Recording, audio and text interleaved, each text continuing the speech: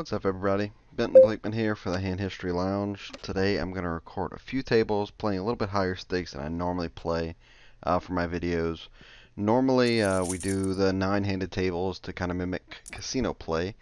Tonight I just got on and got in the biggest games that we're going, which is still not that big, but bigger than normal. We've got a $2.50 and $5 blinds, 6 max on the top right, and a couple of 1-2 no limits on the bottom. We'll go ahead and label these tables Table 1, Table 2, Table 3, just for discussion purposes. And that's about it. We're going to try to play a little bit more game theory optimal, or GTO style, less exploitive play, a little bit tougher player pool in these games, or a lot tougher player pool actually than the 25 cent, 50 cent, and the 5 cent, 10 cent that we've done videos at before. Hopefully it turns out well. Yeah, that's about it. I've been playing a little while, just to try to get in a few games for the video, so winning a little bit so far. $200 buy-ins on the bottom, two $500 buy-in on here on table 1. Down here on table 2, blind versus blind, 10s is definitely worth a raise. I like to go 3.5x when I'm out of position. And take it down. Off to the left side, if you haven't seen any of my videos, is a random number generator. Sometimes when I have a really close spot, I go ahead and click the generator button. So we'll do it here. Jack 10 on table number 2 could be a call versus some, mostly a fold, sometimes a 3-bet. So we're going to go like 30 and below we'll fold, 30 to 31 to 65 call, and then over 65 we'll 3-bet. So we'll go ahead and make it a call here with a 58. That way it keeps our play random. We're not doing the same thing all the time. And helps kind of keep our opponents off balance some. In position with a heart in our hand. Just go ahead and peel on the flop.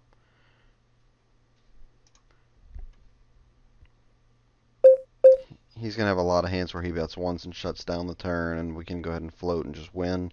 Once he bets again on the turn and we don't pick up equity, we can just go ahead and fold.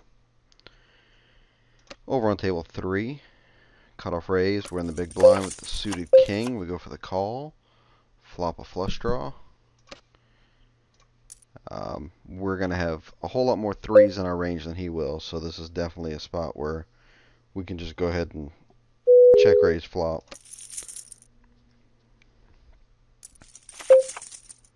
And now probably just going to be barreling off. I think that when he does have hands like queens, jacks, 10s, he's still going to be calling down. If we don't hit a king, don't hit a club, probably still betting the turn just to see if we have some fold equity, but unlikely to fire the last barrel. Mostly just because when that happens, we're going to block clubs, which would be the most likely hand that we would want him to have. So if we had a hand like 4-5, 5-6, or 4-6 and hit check raise the flop, I'm much more likely to use that hand as a 3-barrel bluff, just because he's going to have a lot of like nut club draws, king high flush draws, queen jack of clubs, queen 10 of clubs that he's going to be willing to continue with for 2 streets but fold the river. Having a king 9 of clubs is pretty bad for us for 3-barreling here. Down to table 2, queen 10 of hearts in the big blind. Raise from the hijack, low jack, hijack, and small blind calls. We're going to go ahead and take a flop. I'm not a huge fan of squeezing from the big blind with hands that have good playability like queen 10 suited does. We just go ahead and take our discount. Flop middle pair, definitely be checking to the razor, and it checks through. Turn's pretty close. I think if he checks, I mean, as played, this is going to be a call, but if he checks, it's pretty close between check and bet. I can see going either way. I've got no problem with either way. If Floptimus is playing a solid GTO strategy, he will have a few kings that he'll be checking back, and he'll be checking back all of his queens as well. So the queen is not an automatic bet if checked to, but definitely can be bet sometimes. I think we'll just go ahead and check and take our showdown value. It's going to be tough to find a hand that's going to call us.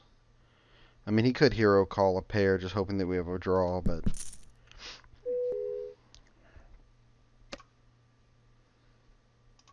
Alright, we've gotten another table here, or not.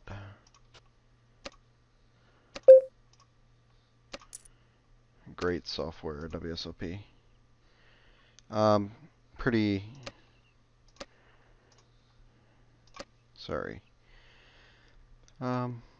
Yeah, we could call or squeeze the 6-8 of hearts here. Just go ahead and call this time.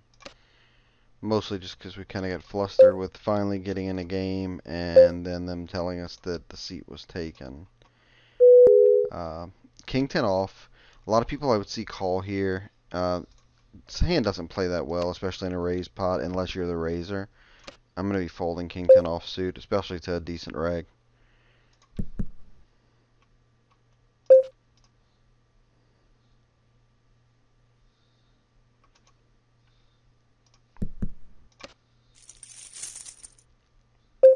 And it's unlikely, but it'd be nice if this hand would get the showdown. I don't see how we're really going to get a better hand to fold if we bet, except for maybe like ace-6. That would be about the only better hand that I think might fold. But in general, we're just hoping to get the showdown here. And as you can see, ace-king checked down the whole way.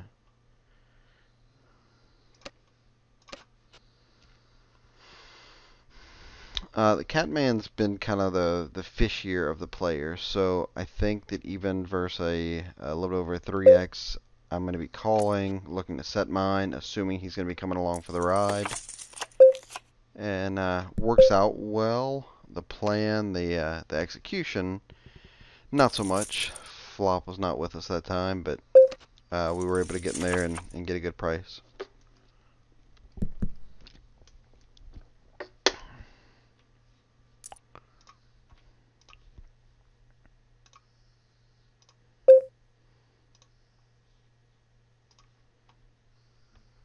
Queen 9 suited is probably the bottom of my opening range. If you wanted to fold that from the what we call the low jack, that would be fine too. It'd be low jack, high jack, cutoff button. Definitely going to be opening Queen 9 suited from the high jack, cutoff and button. Low jack's up for debate. And folding to 3 bets from out of position for sure.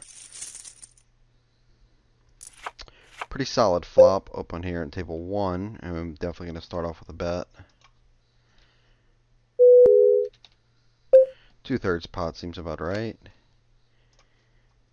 Definitely strong enough to withstand the check raise, so not worried so much about that.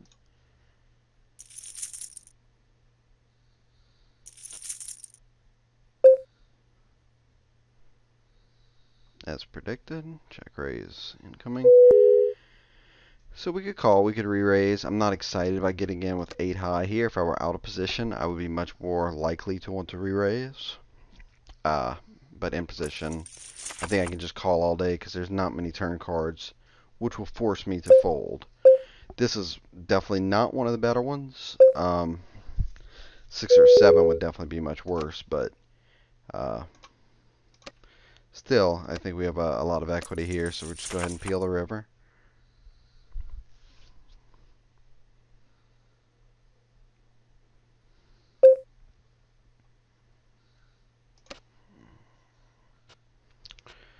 Obviously, this will be one of the worst hands we're going to show up with on the river. So I think an argument can be made for raising.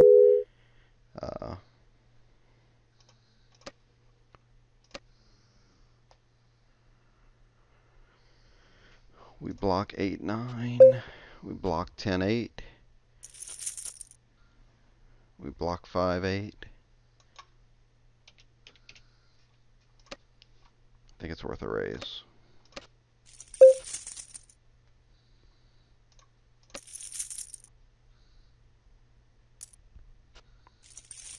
And we get through. Bingo. We'll come back and talk about that one in a second. Ace King on the button here. This is like a super wet flop. I know our hand's pretty good. We got backdoor flush draw, got shot straight draw, but I think we're better off just taking our free card because we're just going to get check raised a whole lot. And sometimes we can win at showdown unimproved, so just go ahead and take our equity. 200 blinds deep here. We get 3-bet.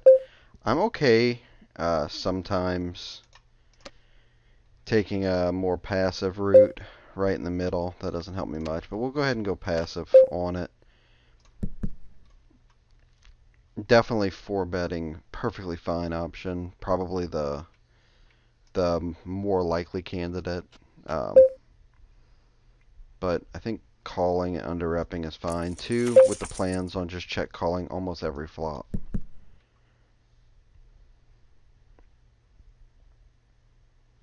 And if he bets again, just gonna go ahead and let him have the pot.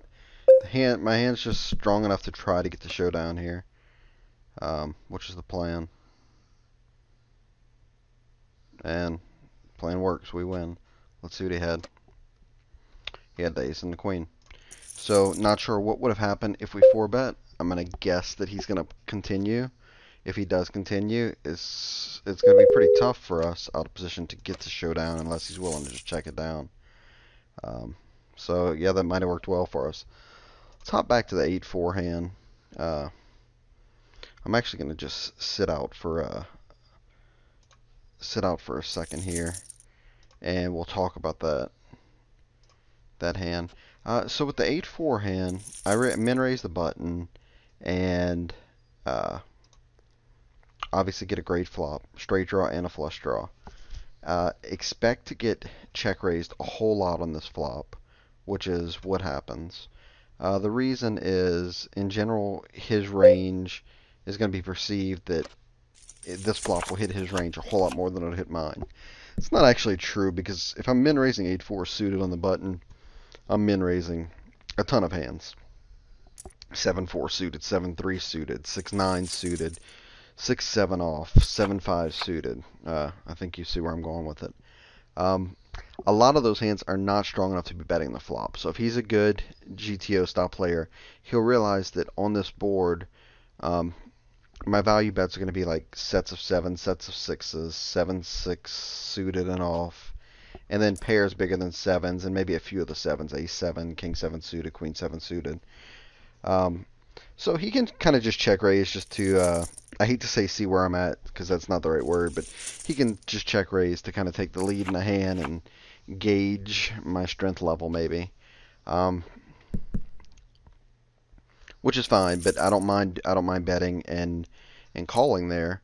I don't mind betting because I'm strong enough to be able to call all check raises on a board like this. So then going to the turn, I totally expect him to lead. We're going to call every turn. The only turn we absolutely really hate is going to be a 7 or a 6, because he's much more likely to have 6-7 when he check raises flop than he is to have 6 deuce or 7 deuce. 6s and 7s actually 3-bet some percentage of the time, considering I min raise pre-flop, which is standard for me online from the button. So deuce is not a great card, but it could be worse with the 6 or 7. So again, he bets 50 into 80. I call. River card comes a 9, and it looks like he kind of blockerish bets on the river. He bets 67 into 191. I'm not going to read a ton into it. He could definitely be doing that to induce, like a flush draw, a busted flush draw to raise. The thing is, if I do have 6s or I have 7s, I play my hand exactly the same, where I just call the check raise flop, call the turn when I fill up, and I look to raise the river. I could definitely have 10-8 of hearts, maybe not the other 10-8s. I could have 8-5 suited. If I'm raising 8-4 suited, I definitely have 8-5 suited. But the thing is, all the kind of weird straight draws that he could have on the flop, it kind of really helps that I have an 8, because it helps to block those straight draws. Like, it's less likely he has 10-8 and was kind of barreling off, or it's less likely he has 8-5. So I kind of like when I get to the river in this spot and I have 8 high. If I just had a dry flush draw, I don't think I could bluff. Like, let's say I had king queen of hearts, I don't think I could turn it into a bluff because I would want him to have a flush draw some percentage of the time. I don't block any of the middling cards that he could be playing to make straights. Um, so I think specifically in this hand, having the 8 of hearts is pretty huge, and that allows me to go ahead and make the river bluff. I size to about 3.5x, and luckily get the fold. Let's get back to the action. Button raise. If the small blind calls or folds, I would definitely be calling with ace-8 from the big blind, considering we went raise 3-bet. I'm going to go ahead and fold. We could use a hand like ace-5 suited or ace-4 suited and just call 4-bet it, along with ace-queen off, and just call 4-bet it. Ace-8 off is just going to be a fold, though.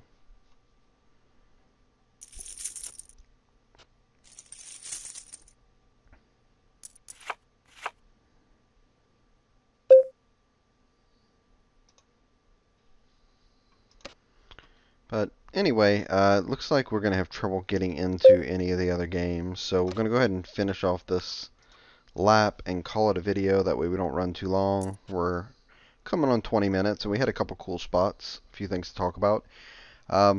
If you are interested in getting better at poker and joining a community of players who are all working to get better together, check out Hand History Lounge. Do yourself a favor, www.handhistorylounge.com. Hand History Lounge is just a site that both myself and Andrew Nemi founded. And down here with the 10-9, we're just not going to call a 3-bet. Even though we're in position, he went 4.5x. That's no fun. Andrew Nemi and I founded Hand History Lounge. It was based on his and my text message group that we've had for several years with a group of friends where we used to run hands by each other. This is just a subscription website, $40 a month, unlimited hand history review from me and Andrew. Get all your questions answered, become a better poker player. Everybody who's joined it so far really loves it. We've got nothing but positive feedback. You can check Twitter, people posting on Twitter about it, and just search Hand History Lounge. Check it out.